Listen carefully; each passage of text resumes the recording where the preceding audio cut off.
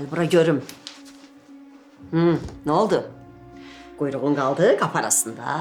Sən necə eləyə bilirsən bunu? Sən bunu necə eləyə bilirsən? Mən başa düşmürəm. Sən necə o sənədi Toğrulun otağına qoya bilərsən, hə? Necə eləyə bilərsən bunu?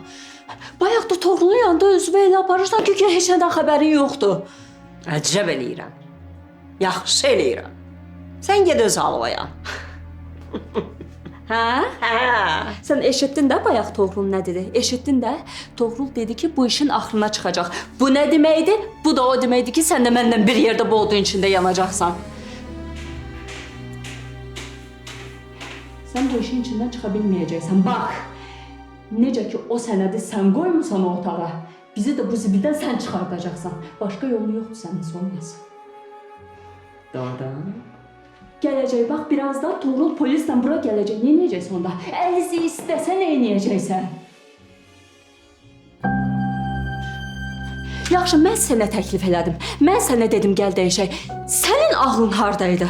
Sən niyə mənə qarşı çıxmadın? Sən niyə demədin ki, başa düşə bilərlər, bu iş ortaya çıxa bilər? Niyə icazə verdin sənədi dəyişməyimizə? Gördün indi nə oldu? İkimiz də bataqlıqdayıq. Sənin də ürəyindən idi də. Heç vecimə də deyil. Bilmək istədiyim buydu. Toğrul şikayət eləməsə də özüm gedib hər şeyi açıb danışacağım. Ondan sonra görüm nə edəcəksən. Sən doğrudan da dəli olmusan. Sən doğrudan da dəli olmusan. Sən elə bilirsən bu işdən çıxa biləcəksən, hə? Sən elə bilirsən bu işdən rahatlıqla çıxa biləcəksən, heç vaxt. Sən elə bilirsən ki, mən susacağam, hə? Mən sakit qalacağam. Özdə ki, gedib hər şey deməklə sənin əlinə nə keçəcək? Mənim heç nə vecimə deyil. Mən sənə demişdim. Mənə nə var ki? Əlimin zəhməti ilə bir tikə çörəyimi harda olsa qazanacağım. Başımı da qoymağa bir otaq tapıb yatacağım.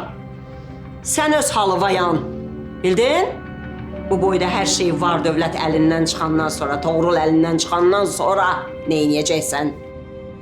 Mən sənə çox dedim, az eşitdim. Eybi yox. Heç eybi yox.